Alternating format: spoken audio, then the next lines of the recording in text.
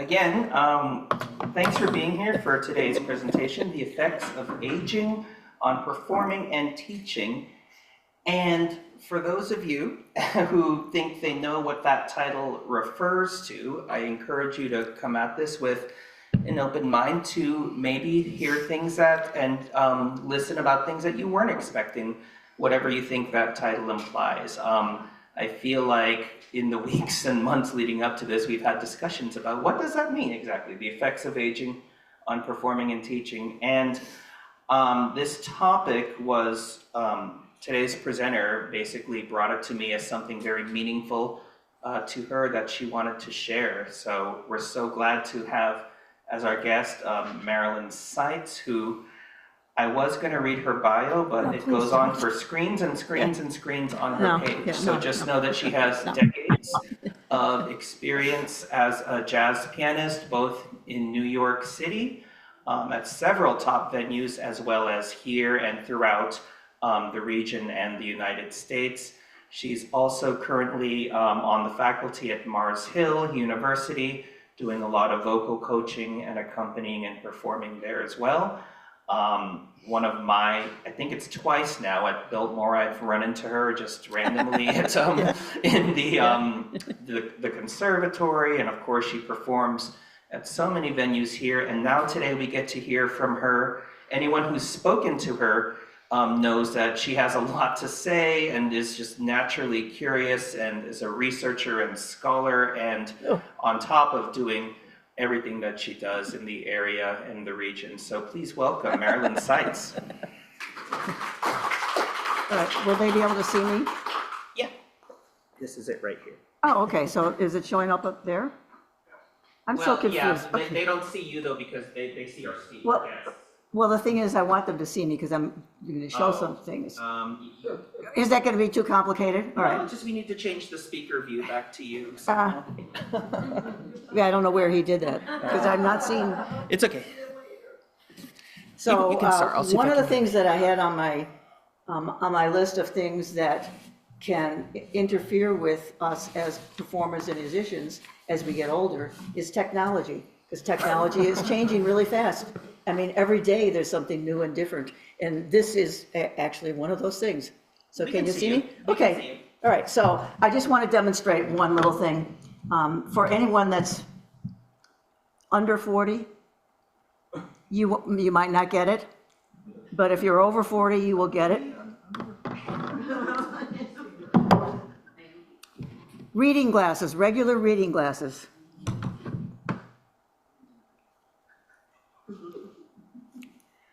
Piano glasses for reading music, because the distance between your eyesight and a computer screen and a music stand is different.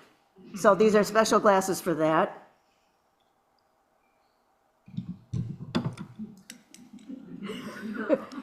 Glasses for when I do not have my contact lenses on and I need to see at the far end of the room. Glasses for when I do have my I don't have my contact lenses on, but I need to be able to see the computer screen. So that's different from seeing the piano music stand. So if you're over 40, you understand. And it wasn't until over 70 that I needed this many. So, it's like, now I've got them all mixed up. And I try to have them all color coordinated because that's the only way I can keep track of anything. All right, so I just wanted to demonstrate that. We're gonna have Douglas Weeks speak first, and he's gonna be demonstrating some fingering techniques that he's had to use. So can we change the screen back now to get? He's there, okay. All right, so Doug, you're on. Okay, I'm so happy to be with you via Zoom, and I wish I were in person, but unfortunately I have to be in a little bit afternoon today, so I'm going to have to leave the meeting early at about 11:15. Now, can everyone hear and see me? Yes. And you can as well. Okay, great.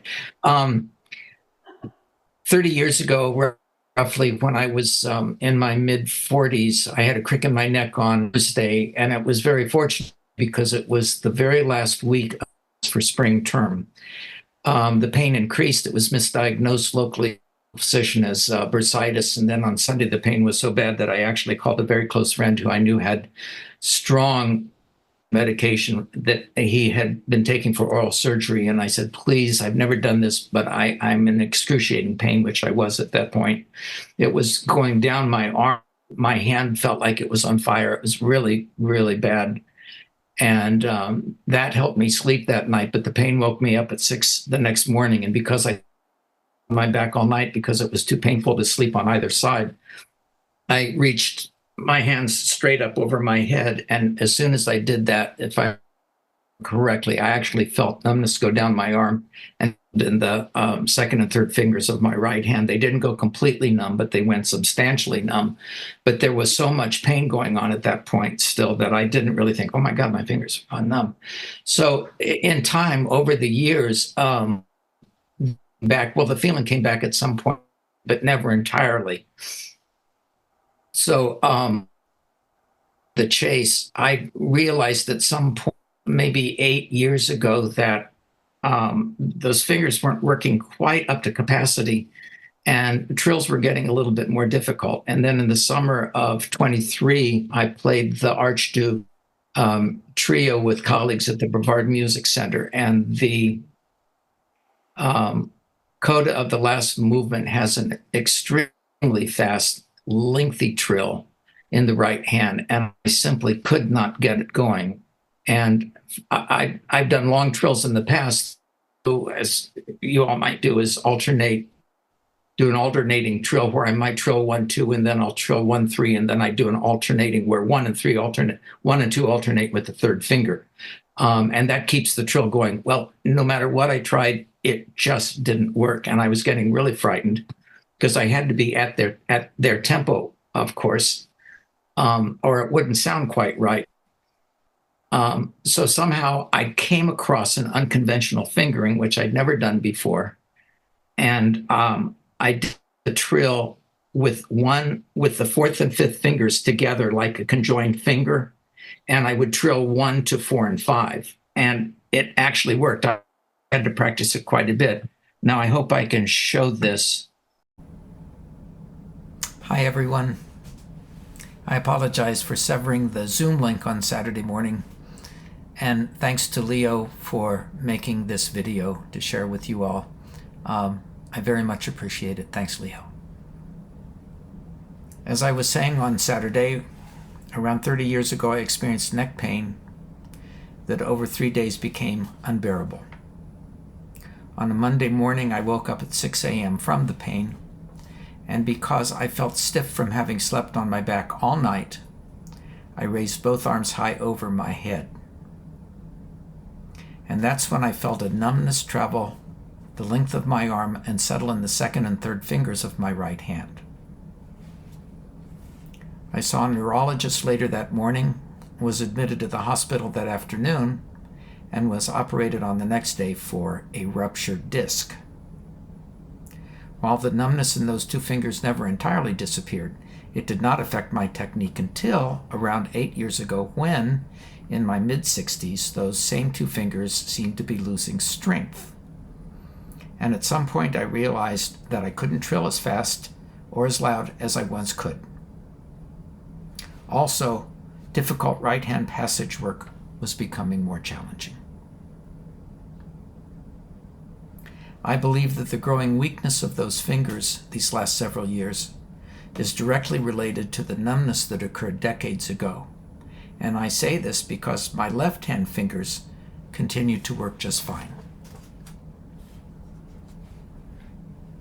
In the summer of 2023, I performed the Beethoven Archduke Trio at the Brevard Music Center with colleagues Charles Mutter and Benjamin Hughes. I had played the piece before, but this time around, no matter how hard I tried, I could not get up to tempo a super fast and unusually long right-hand trill that opens the coda of the last movement. It was really beginning to get scary. But then I discovered an unconventional fingering, alternating the thumb with the fourth and fifth fingers held together, and thus totally bypassing the second and third fingers. I also relied on a great deal of wrist motion. The passage consists of two alternating trills, the first on an A and a B, and the second on an E and an F sharp. I was able to play the first trill using 1 and 3, but the second trill only worked if I played it with 1 and 5, which is a very strange looking hand position. I used very little finger motion, but employed quite a bit of wrist, letting the hand do most of the work. Here's the video.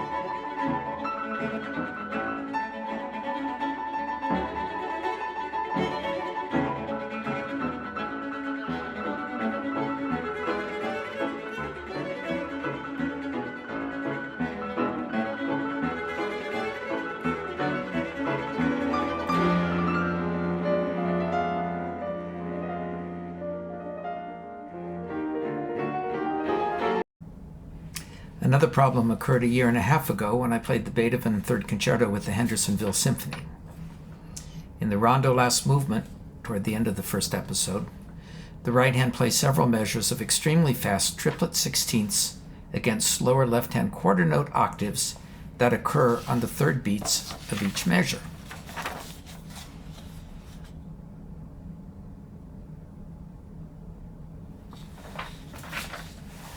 Regardless of what fingering I tried, I could not get those triplets sixteenths up to tempo. But after much head scratching, I discovered that I could solve the problem by taking several groups of right-hand triplets with the left hand and quickly jumping between registers.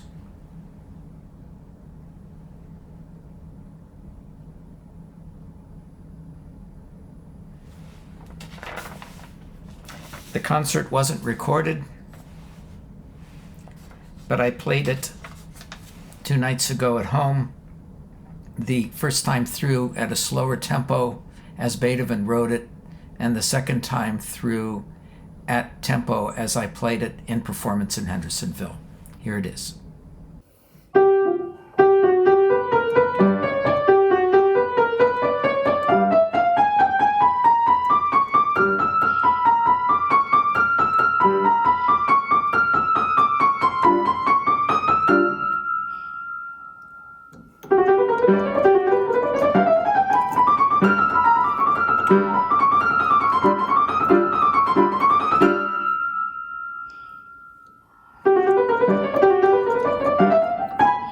Okay. It is amazing to me how often we can solve thorny problems by revisualizing the score regarding which hand plays which notes. I've done it many times in the music of Ravel and Rachmaninoff, who both had large hands, by the way, much larger than mine. I can barely reach a tenth, but I've never considered it to be a handicap.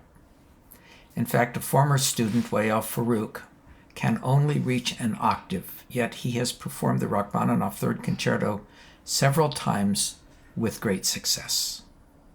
He, by necessity, has had to think outside the box. Thanks for watching, and thanks again to Leo for helping put this together. Bye. Eric, can we be able to Well, see him for the video? I'm getting older, and Yes, perfect. so when Marilynn told me about this meeting, I thought I would share my experiences.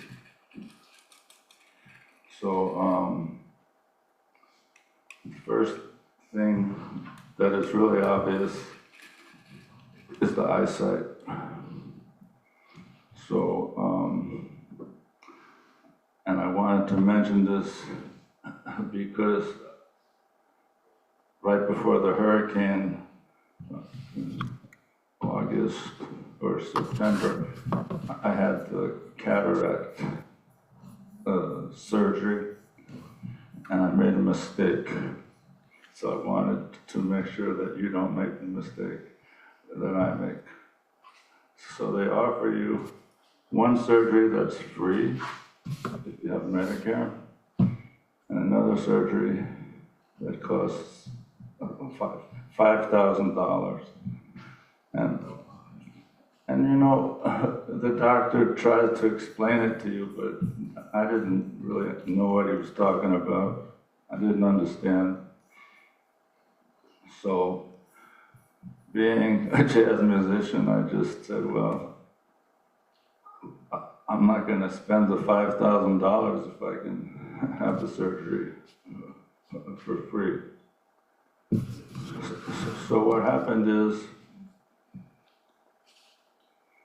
so I can see you now without my glasses.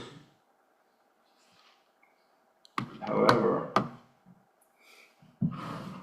even with my glasses, well, let me put it this way. Without my glasses, I cannot read anything. Nothing. I don't see anything. It's all blurry now. Nobody told me that. So before the surgery, if I went like this, I could read anything. Now it doesn't matter. I can't see it. So the only way for me to see up close now is with my glasses on. So if I had known that, I would have spent the money. I mean, in a minute. But they don't explain that. Okay, so I want you to know that if you have the choice, as you get older, you know, you get the choice, spend the money, because it's really a drag. So, you know, I mean, if I'm just walking around the house and I wanna look at anything, I have to have my glasses, or it's all blurry. It's really a drag. Now, that has affected how I read music. But now I use mostly the iPad, so I don't really, you know, I mean, if I'm studying music, yeah, I can sort of see it, but it's not as clear as I would want. So that was, anyway, that was the most important thing. The other thing is, I mean, I was never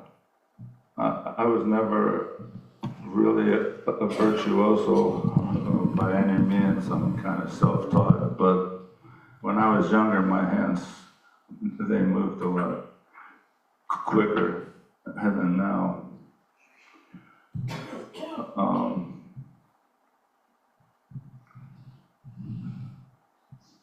The other thing that's changed for me is I used to tour all the time. I used to travel and play concerts all the time, but really it's much harder now.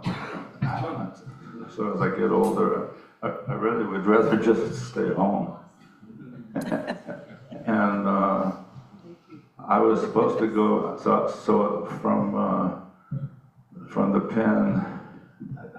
pandemic, right before the pandemic, I had a tour I was supposed to go on that March. So obviously that got canceled. Then I was supposed to go to Europe in the fall. That got canceled. And then everything got canceled for like 3 years. And then finally, so I had made a tour to go back to Europe this October, and then I was supposed to fly out September 30th. Oh, no, the hurricane. And on the 29th, we all know what happened.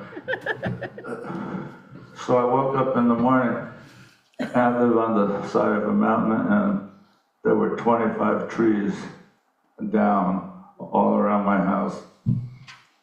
And there was no more driveway, and obviously there was no electric, there's no anything. So, you know, so that was Friday, so I'm thinking to myself, how am I going to make it to the airport? And then I start, I don't know how I had internet. Maybe we still had internet then. I don't really know. But anyway, then I realized that the I-40 there was a landslide on the highway going to Charlotte. So I couldn't, even if I had got a helicopter to come and get me and drive me and get me, there was no way that I could get to the airport. And then I realized, by Saturday, I realized, well, I cannot leave my wife alone, right? So I just, I called the band and I said, you're gonna have to hire somebody in Germany because I can't make it. Well, that was okay. I mean, I don't really want to travel anymore. The only thing I want to do is play. So if I could just get there and play without traveling, it would be fantastic. However, you can't, right? So that was a problem. And then the other thing that I wanted to say about aging is that when I was young, and so this is like from the time I'm 20 years old up until recently, but especially until I got married. Well, I didn't get married until 24 years ago, so I was alone in New York. And the only thing that I cared about was music. I didn't care about anything else. I didn't care about my health. I didn't care about politics. All I only cared about was I wanted to play this music. For me, it's jazz, but it doesn't have to be jazz. It just, that was my love. That's the love of my life. So then I got married, and then recently everything has changed. So now music is not the most important thing anymore. And now it's my wife. And that's a big change. And I think, well, I can't really explain it.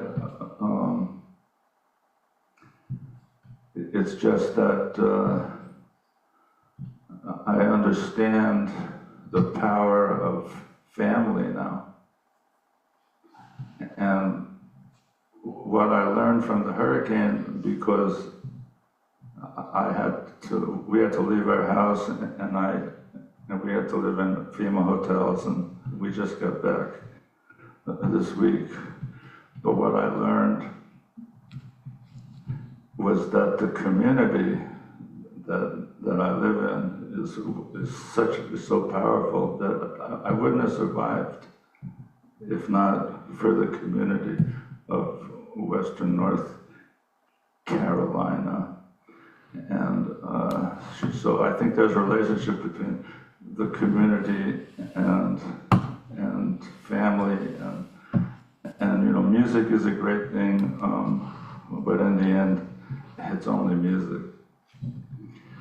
And so, as I get older, and I just, I don't know, I just feel like life itself is a blessing, and then music is like, it's like the icing on the cake. Right. It's the icing on the cake. So the only thing that really I have to tell you is, when they ask you for the cataract surgery, spend the money. Thank you. So anyway, if you want to hear me play at a certain point, sorry. So a good friend of mine just died, and I wrote a song for him. So at some point I'll play it if you want. Yes, no, I think you could, it would be wonderful if you would do that right now. And that's the positive that comes out of all of this. We still, how many people, how many athletes, you know, can still be functioning at our ages? And I'm including all of us here. I mean, how many people in other kinds of careers can still be working and doing what they love? So, and Michael just wrote this recently, right, Michael? Yeah. All right, Well, he just died. looking forward to hearing it. He just died a couple of weeks ago.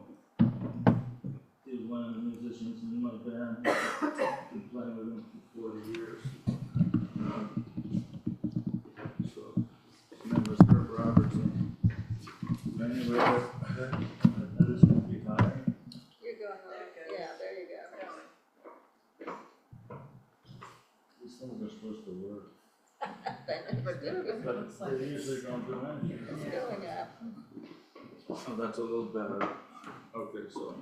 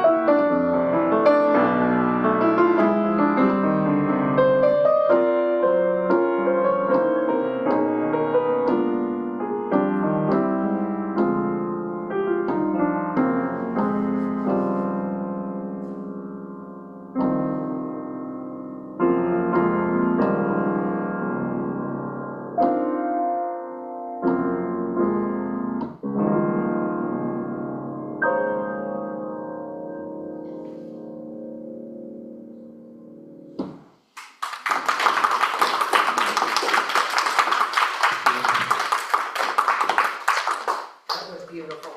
Thank you so much. Wayne, Polly, John. I'll go. Okay. Wayne's good, let's go.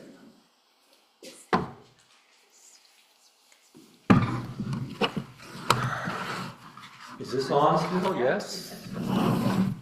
It's good to be with you. Age is only a number, and my number is 75. And I just think it's real important at this stage in our life that we stay positive about how old we are. And my motto is the next years of my life are the best years of my life. So you got to think positive. And there are positive effects. They say with age comes wisdom. And at this stage in my life, I feel like I'm more musical. that I can more easily tap into my intuitive self. I have more insight into interpretation. My tonal control is better. I have more freedom at the piano. And now I play to please myself. And I don't worry so much about what other people think about my playing. You know, if you like it, that's great. But the confidence I have now is so much better. And of course, there are challenges which come with aging. So I'll talk about some physical ones. Up until age 50, I was an absolute workhorse at the piano. I could play all day and have lots of energy and just, you know, keep going. And then at age 50, I was preparing for a big recital. I was practicing myself absolutely silly, as I tend to do. I was all stressed out, I was uptight, and as a result of all that, I developed tendonitis in my right hand, tennis elbow, which was mainly affected my fourth finger digit. So that made me know I had to make some changes in my life that I never had to worry about before, that I had to take care of my body and my emotions, and learn to change the way I practiced. So I learned the hard way, but here are some changes that I learned I had to make. Number one, take practice breaks. Get up off the piano bench. And it's so easy to get lost in your music and just sit there and just keep going. But you gotta rest and you gotta recoup both your body and your mind. And then make sure you're warmed up when you play, especially if you're playing difficult music. You just can't sit down and tear into something. And so just be careful not to play cold and do hard music. In Qigong, which I have studied a good deal. In fact, I did a workshop for this piano form once on that. One thing I found that is a really great warm-up is just simply total body shaking. And it looks ridiculous and you feel silly, but I'm going to show you, and believe me, this gets energy going and I think it's terrific. So you just simply shake and you loosen up your shoulders and your neck and you bounce. And you'd be amazed how that feels. You can just start feeling energy going all through your arms. And we do play the piano with our whole body, you know, so it gets energy everywhere. So at 50, I learned I had to take better care of my muscles and tendons and find exercises for strength and flexibility. There are a lot of resources for that. Just things like this, and do wrist curls with a small hand weight can be great to keep strength up. The other thing I learned is don't sit there and play difficult passages over and over and over and over. You know, break it up with doing something difficult, then do some easier, more lyrical passages so you just don't injure yourself. And practice regularly, stay consistently in shape. I can no longer be a weekend warrior. I can't skip 5 days of practice and then try to cram in 3 hours and do real hard stuff. I get in trouble. And then if you go on vacation and you're ill and you can't practice for some time, something I think is good is take a little squeeze ball with you or some therapy putty, and that way you can keep things in better shape. And the other issue I've had is issues with my back. Sitting, practicing is hard work, at least for me. I know some people can sit there all day and their back is fine, but not in my case. And at this age, I have some osteoarthritis going on. And so I found for me to continue playing, I need to regularly be doing back exercises and core exercises just so my body can keep it up a lot of flexibility and twisting in your back is really good for me. And the next thing is posture. That is so easy to forget, and I wish years and years ago I would have paid much more attention to it, because sitting at a piano or a computer, you know, it's so easy to just round up and curve in. So anytime we can remember to, you know, open up our chest and get this part of your body opened, you know, it's going to help us go longer. Another issue I've had is that at this age, my nerves don't fire as fast as they used to. And a big place that shows up is in with repeated chords. And I wasn't going to demonstrate, but I think I can just kind of talk through it. But for instance, if, you know, there are things that just go like this, and you play the same like octave over and over and over, I can't go as fast as I used to. But one alteration I found I can do is, instead of, and I hope you can see my hand. Can you do it on the piano? Well, okay.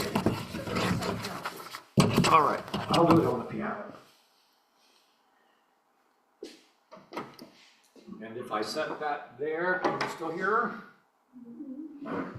So in cases like, and if it's really loud and it's really difficult, you can do things like alternate back and forth, and that can save you a lot of energy. So, or now I can do things like, and it still sounds okay, I think. You know, it's not perfect, but it works. And then another thing I've found is that go ahead and find alternate fingerings, and this was what we were hearing from Doug too. For instance, I'm working on Beethoven Opus 2 number 3 right now, and the opening is a killer for the right hand. And what you have,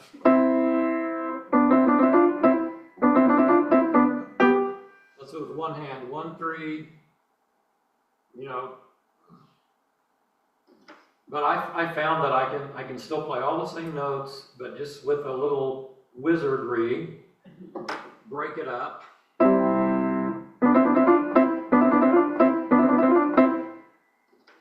And I can spit that out just lickety split, and I haven't changed any notes or anything.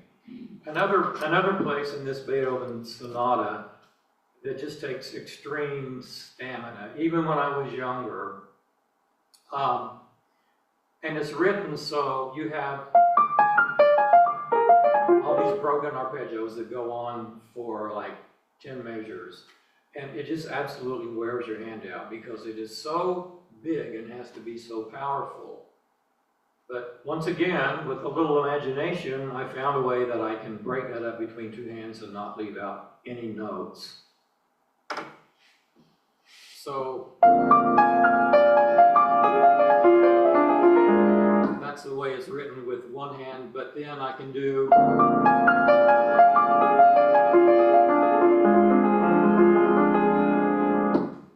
and I'm still playing all the notes, and I can play it more forcefully, and then I can still go ahead and play the rest of the piece because I'm not totally exhausted.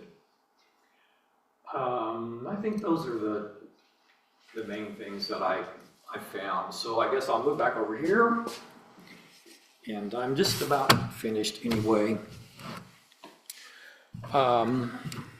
So what keeps me going on at this age is that I have to walk regularly. I go to the gym, and I do breathing exercises, and I meditate, and I find those two things really keep my energy level up. And then in closing, isn't it wonderful that at any age we can still enjoy music? And as you were saying, I mean, my mother used to tell me, because I was horrible at sports as a kid, and she told me, well, don't worry, because, you know, when you're older, you're going to still be making music, and these sports people are going to be done. And it's true. So it's great that music can still be an important part of our lives. And then my final statement is, let's spend our senior years being loving and being kind. Let's not be cranky old people. Thank you. Thank you so much. I'm going to share a little bit right now. I'm just going to move this over to here. I'm going to go over towards the piano again. A number of years ago, might have been 10 or 12, I was in the middle of teaching a class in New York City, and all of a sudden, words either came out funny or they just wouldn't come out. And I had felt something that was like zzz in my head. It was like a little electric shock, and I had no idea what it was. And all of a sudden, I just felt dizzy. And anyway, it happened that the mother of the little student I was teaching was married to a doctor, so she had some medical knowledge. And she said, I think you better go to the hospital. You might have had a stroke. What? Well, and I couldn't speak. So I tried. So I went out into the hall of the school. I was going to go to the restroom, see that would help. Nothing helped. And another mother was out there with her child, and she was a nurse, and she said, I'm taking you to the emergency room. So they took me to the emergency room right away, and it turned out I did have a mini stroke.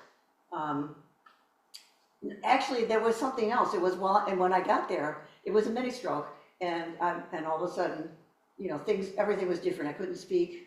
The hands wouldn't work at the same time. I could do this with one hand and this with the other hand, but not both at the same time. And while I was there in the hospital, while they were looking at things and running tests, they discovered I had some kind of a heart issue with valves not working. So it was a blessing in disguise, because they gave me a pacemaker the next day. They said nothing about recovery from, doctors they just don't tell you. You find out from other people, or you find out on the internet. And anyway, I went home and was feeling better in a couple of days. I tried to play the piano, and I couldn't. I could play some things with my left hand, some things with my right hand, and I couldn't play with both at the same time. And I used to joke with my kids.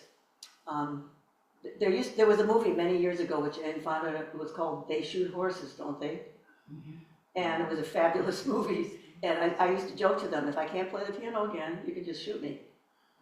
And my son at the same time Sean had read an article in the New Yorker that talked about strokes and how what it does is erase a part of the information in your brain.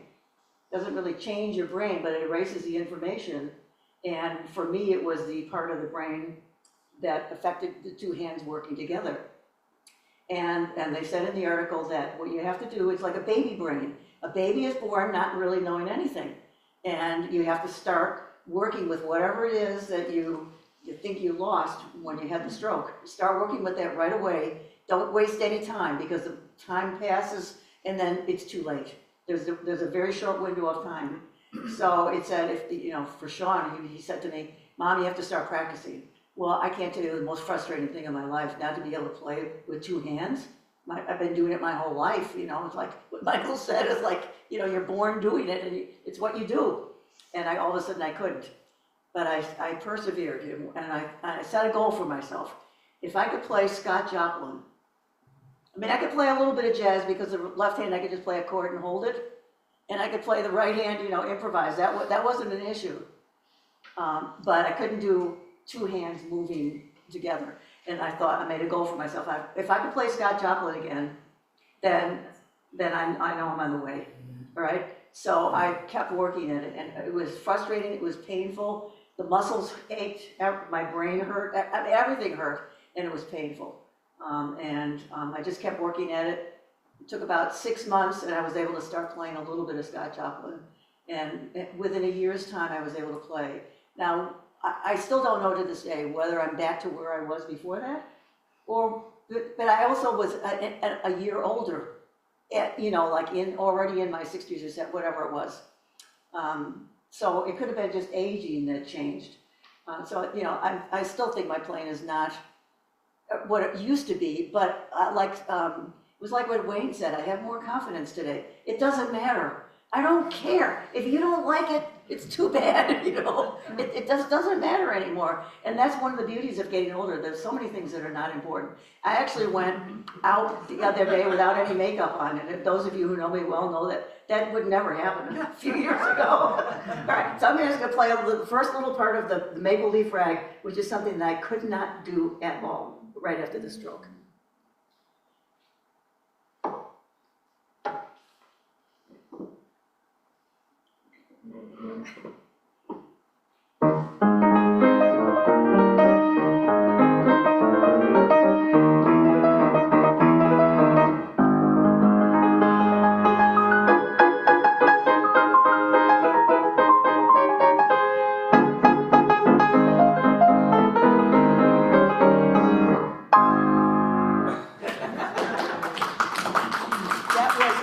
Impossible, like 10, 11 years ago. All right, so that's enough from me. John, would you like to go next? Okay. There's a mic here for you.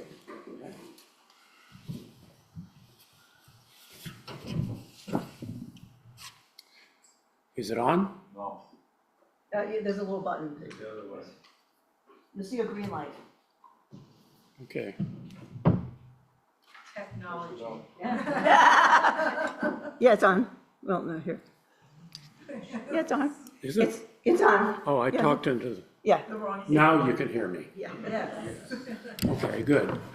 I'm going to follow Doug's lead and start with a little biographical information.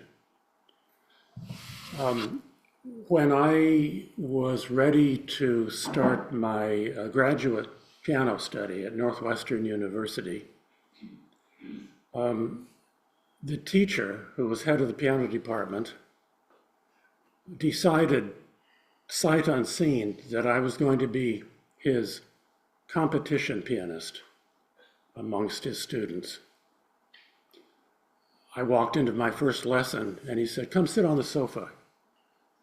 And he went to the table and pulled up some flyers which showed piano competitions in the Chicago area, or not far away, that he wanted me to enter. One of them was on campus, the concerto competition for that year at Northwestern. And I thought, how can he do that? He's never heard me play a note. Then I realized, well, I did send in with my application, my junior recital. Was that good enough?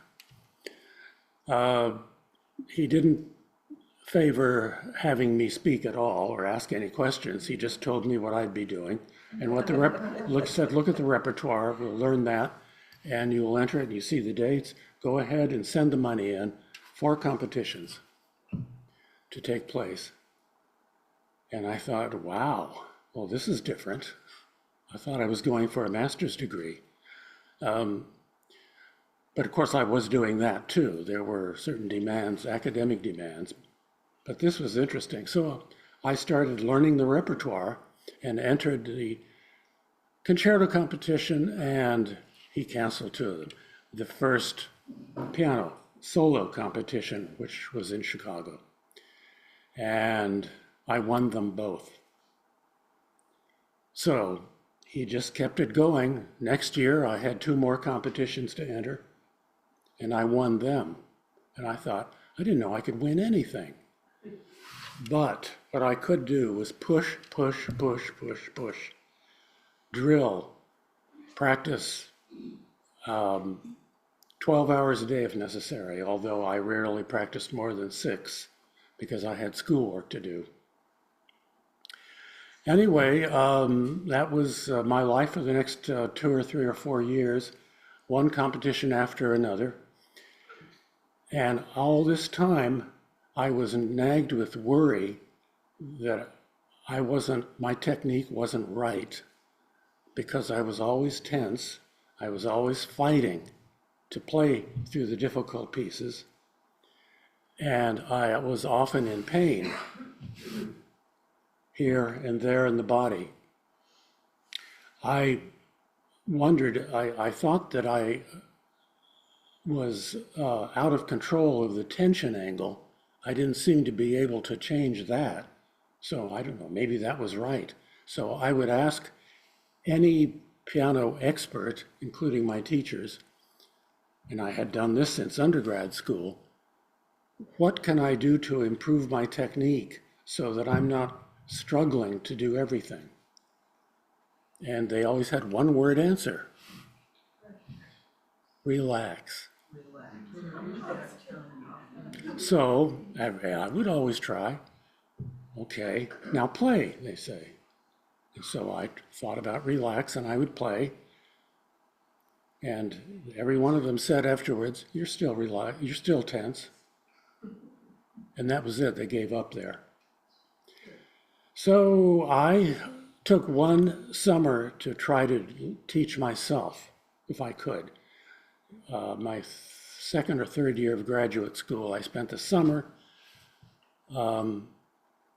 learning and drilling the Schubert Wanderer Fantasy finale, which I thought would be a good tension-producing piece of music that I could go bit by bit, measure by measure, and see if I could fix things so I didn't do everything in a relaxed approach, in a tense approach. And at the end of the summer, I had learned that movement really well, and I was still tense. So I gave up. I thought, okay, I guess this is just the way it is. And if I become injured, I guess maybe it happens to other people too. And after another year, I played a massive recital at the University of Chicago, which included the Ives' first piano sonata. And the conductor I was working with at the time took me into his office and asked if I would like him to express my opinion, his opinion, about my playing. And I had just received a rave review in a newspaper about that recital, so I was really interested in his opinion.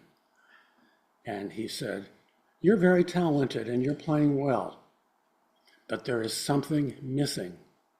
And I'm a violinist and a conductor, so I don't really know what it is. But my suggestion to you is to find an international concert pianist and write to him asking for lessons, maybe stating what it is you would like to achieve." He said, "Write to no more than 5, but write to all 5. Don't skip anything, any steps. I wish I could help you more, but the only concert pianist I know personally is Claudio Arrau." And he said, "If you would like, I'll write to him and recommend you." And I said, "I would like, yes, please." At that point, he was my favorite pianist, whom I had heard live. And I picked out 4 others to write to, and I did it. Rudolf Serkin, Fleischer, who hadn't yet revealed about his left hand problems, and a couple of others. And all of them rejected me except Arau. And his manager arranged for an audition for him right there in Chicago where I was when he was about to play with the Chicago Symphony. So very nervously, I went and played for him. He was very kind, and he let me play the 2 pieces I had prepared: Mozart sonata in C minor, first movement, and the Chopin Fourth Ballade, those 2 pieces. After the Mozart, he leaned forward and he said, you aren't scary enough. It has to go faster. It has to be absolutely frightening." I thought, gee, okay. And then he said, "Go on." So I played the Chopin, And when I was done with that, I felt pretty secure in it, no wrong notes, played the way I liked. He leaned over to me and he said, "Fine, but you must never cheat." And I asked him, "Where am I cheating?"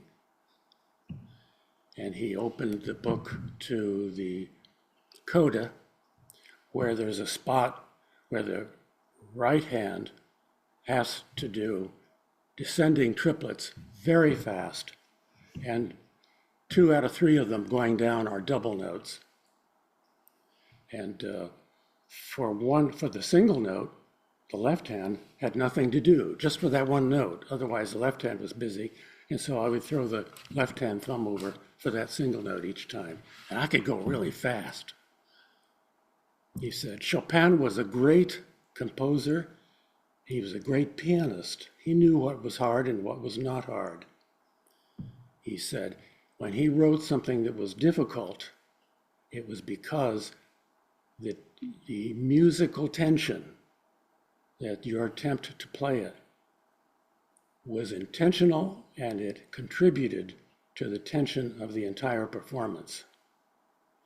However difficult it is, you do your best and you do not make substitutes that facilitate.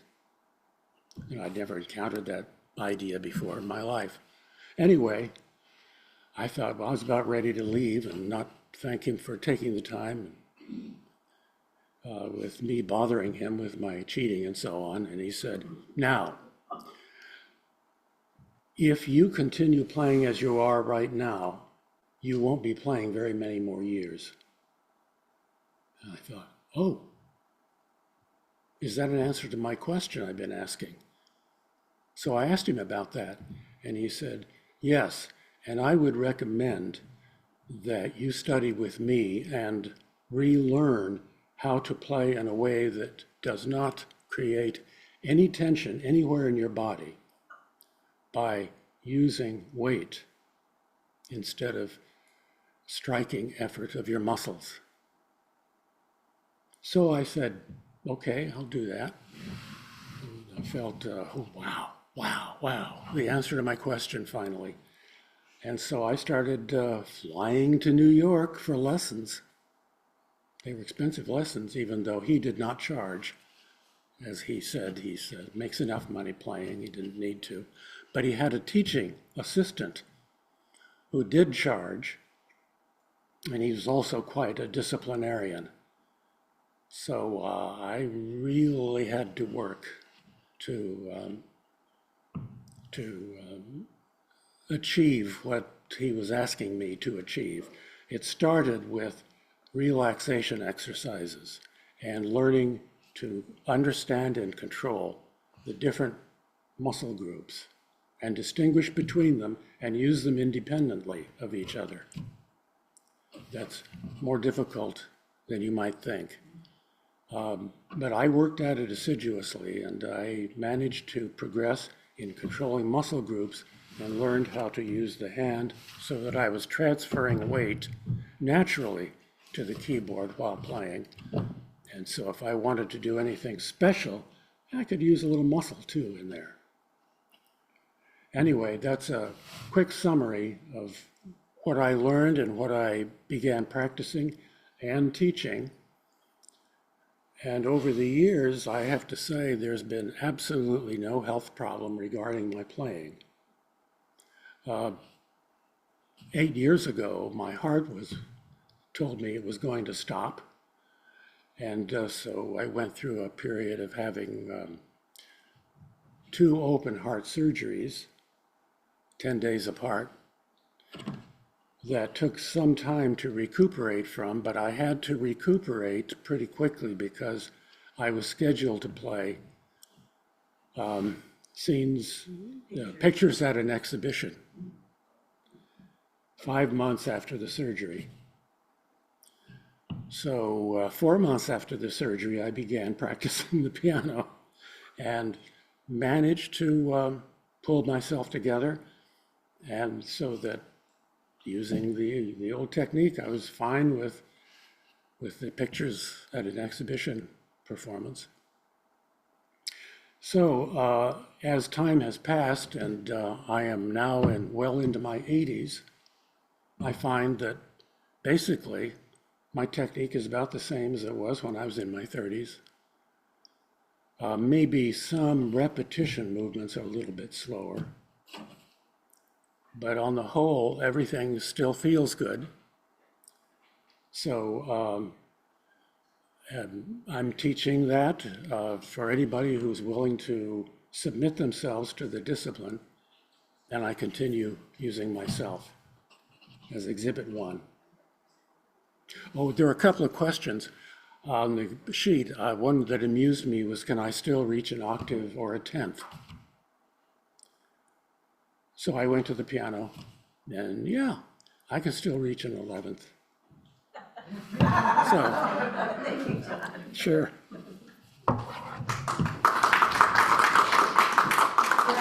Thank you. I could play you an 11th. Show off, show off. Big hands. Here's a 10th. Here's an 11th.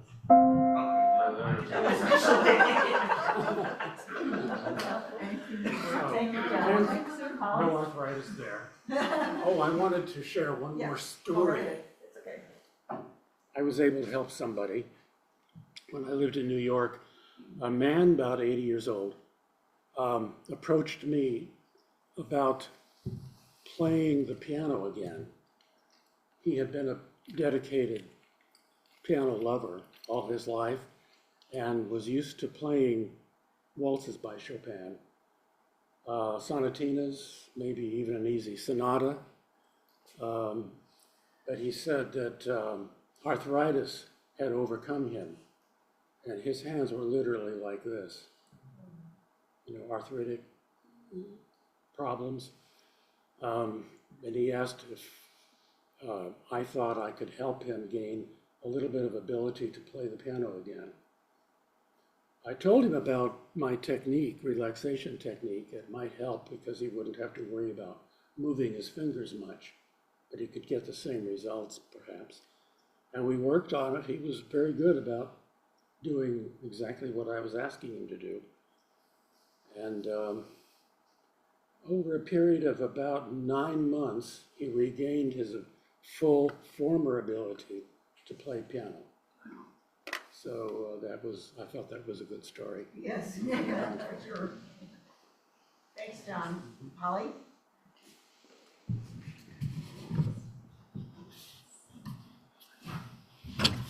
Hello, everybody. Almost afternoon. A few years ago, maybe 10 years ago, a student said, "Mrs. Feitzinger, are you going to ever retire?" And I said, well, maybe if I couldn't see and I couldn't hear, I might think about that. I said, I would retire tomorrow if I didn't enjoy teaching. Do you think I'm going to retire? He said, no way. So as we age, I think if we look at the things we enjoy more, what we want to do. In my practicing, I have to remember, do I want to play or do I want to practice? And I really enjoy playing, I have to tell you that. And one of my goals is every time I practice, I want to learn something new. All the studies show us this is what keeps our brain active. And I don't have to need to read any studies. I just know for me it's important and I think it works.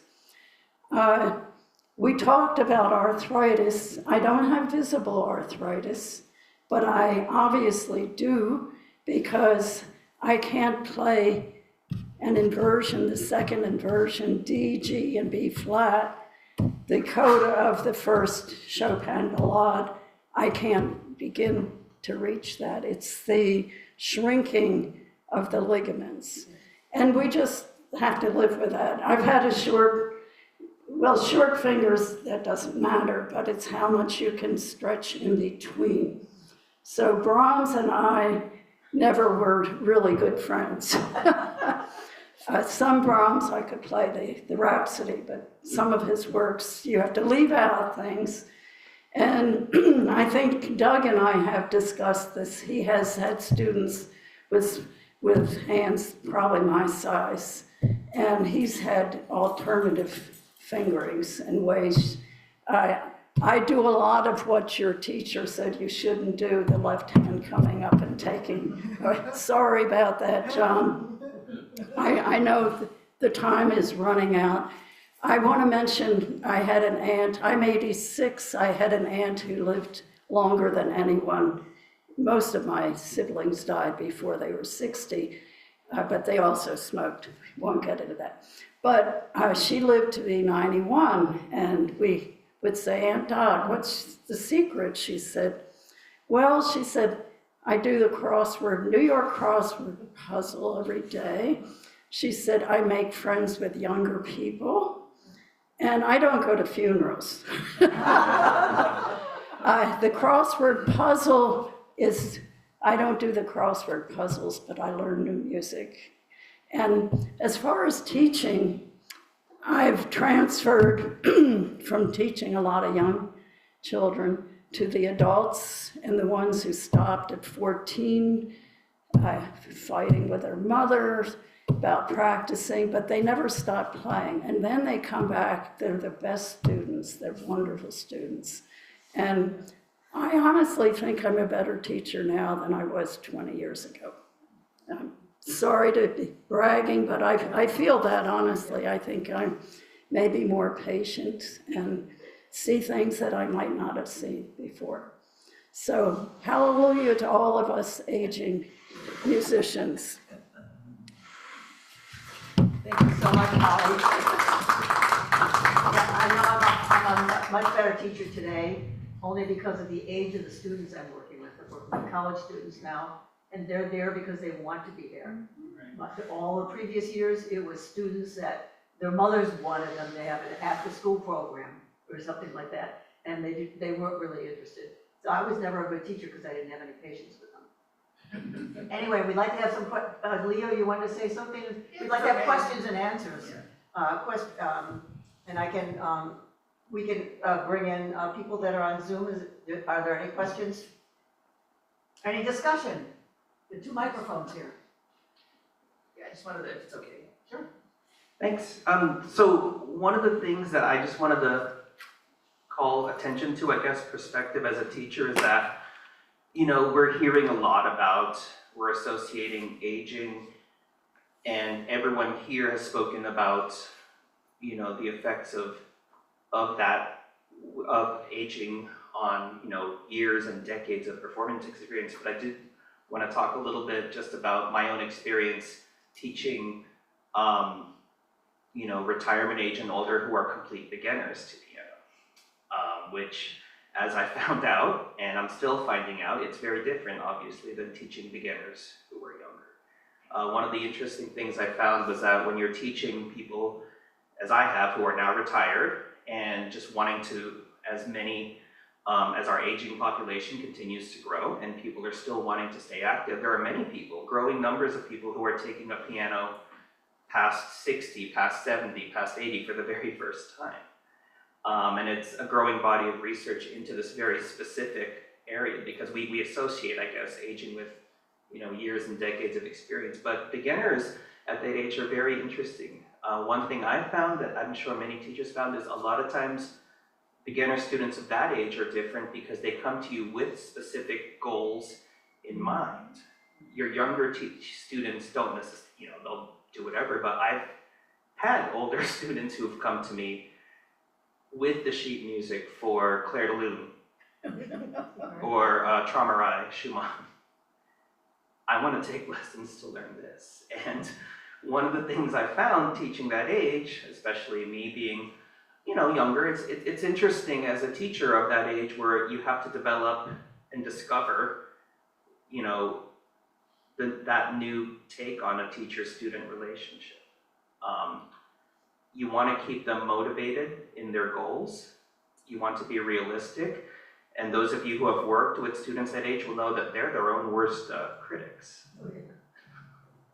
You know, because the other thing that's different that I want to point out is students that age as beginners come to you with a lot of preconceived notions of what it means to be a good musician and a good pianist. And I got so many of my older students who will play something and think, oh, that just sounds terrible. That doesn't sound, you know, so you have to be careful about the repertoire you choose, or you have to be willing to adapt repertoire so it doesn't sound babyish to the to the older student. Obviously, you don't want to give them a method book with, you know, that's designed for children.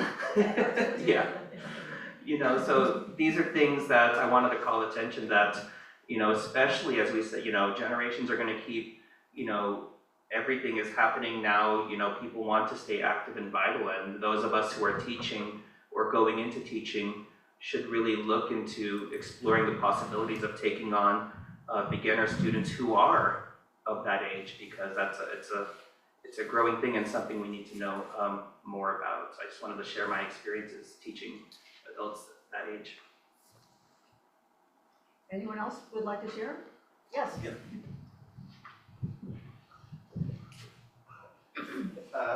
Question, about a year ago, we had a conversation about using an iPad rather than the traditional music. Oh, right. And I was ready to go out and buy one and was sitting at my computer when my left retina floated across my eye. So what has ensued in the past year is lots of vision problems. But I was curious, is there a difference in reading music in terms of your eyesight with the iPad versus regular notes, or have you found that at all? Or? I can say for myself, my own experience, it's much easier to read on the iPad because it's backlit. Don't need external lights. So during the hurricane when there was no power, I could practice all in the dark because the iPad has light behind it. And you can actually, with your fingers, you can take the music and make it bigger. Like a lot of music that you buy doesn't fill up the whole screen. And then you can actually change the size of it, make it bigger, and you can get rid of, you know, if it's old music, you can erase other teachers' handwritten things that are on there, you know. So to me, I wouldn't do it any other way anymore. Okay. Michael, would you like to share it? And Leo, too, you both use. Well, I was going to iPads. say one thing I've heard from all musicians of all ages is carrying around one iPad is Yeah. much easier than carrying Yeah. around many, many things. And so it almost feels weird to me to have a book bag full of scores now because a lot of it's on my iPad. So that in itself is, I know it's not quite answering your question, but it is a really nice consideration to have, especially when I'm accompanying, and Marilynn knows this. Do you want to be flipping Right. Yeah. page after page after Yeah. page of things? Because, you know, page turning on an iPad is just a tap. Much easier. The other great thing on an iPad is that when you get to repeat signs and all kinds of, you know, markings, you can outline it in red. You know, because there's so many, where is the sign? I know it was back there somewhere. You can outline it. I put a red circle around things, and I can take with the repeat signs or the DSs or whatever. You can you know, mark them in red so that it catches your eye. Whereas I don't like to write on paper music.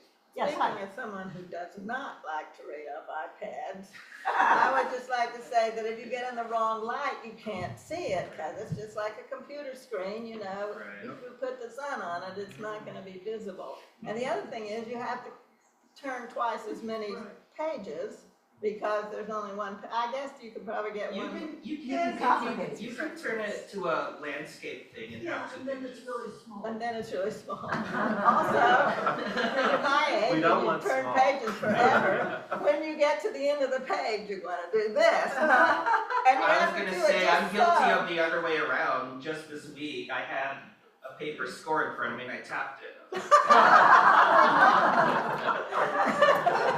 What happened? And what happened is I cursed and. I had a friend who had developed a page turning technique, which was just this. literally didn't have a corner. He just made the pages so that when he did this, it would go. I've never gotten that good at it. There's also foot pedals for turning pages, Yes. which that's a little. You can do it with your You arm. can also now do it with your eye or with a. You're kidding, I didn't know that. Oh yeah. Yeah, Christopher Tavernier does. Wow, I didn't know It's a that. little scary to think about that. The Yeah, actual because- accidental page turns like. Oh, yeah, right. Ugh. If you sneeze. Yeah. You're right. There's So a, the biggest problem with the iPad is if you wanna play a concert outside, Right, in the sunlight. then you can't it see it. doesn't work. the light. Can't see it, no. I'll bet they're working on it though, don't you think? Yeah. Yeah. I'm sure that Apple is working on, you know, Sort of like the, solving that problem. the parking meters downtown. I mean, here you are in the middle of the sunshine, and you're having to read the stupid screen. What are they thinking? You know, it's impossible. Is there anyone on Zoom that wanted to share? You can just unmute and speak? I guess not. All right, well. I just want to say thanks to everybody for Bill. sharing. Can I just say one thing? Wait a second, let me turn the speaker back on so we can hear you. Go ahead, Bill. Oh, I found this to be a really, really great panel. I just wanted to say thanks to everybody for sharing so openly. It was really helpful. Thanks, Bill. Anyone else? And I just want to emphasize that this is not about negativity, it's about reality. We're all going to get there someday. We don't think we're going to. I mean, when I look in the mirror, I don't know who that person is because I still think I have long black hair, you know, and my children are running around like this, you know. And that's the reality is this, you know. So, but if you're younger, you can ward off some of these things. And, you know, there's a lot of things that you can do to make it easy, make the transition easier. So thanks everyone. Thanks to Michael. Thanks to Eric for helping with the technology because without this we wouldn't have been able to see. I'm sorry that Doug has left already. He had to leave early, and I'm really sorry we missed his demonstration of the fingering. But thanks to everyone who shared and I Michael. can ask Doug to record it and we can share that. Oh, yeah, that's a great idea, yeah. Polly, thanks. I'm missing somebody, John, thank you very much for sharing. Wayne, thank you for sharing, and And a thank you to Polly. Marilynn. He's sarcastic there. For sharing his Do you have well. an aging brain? We don't.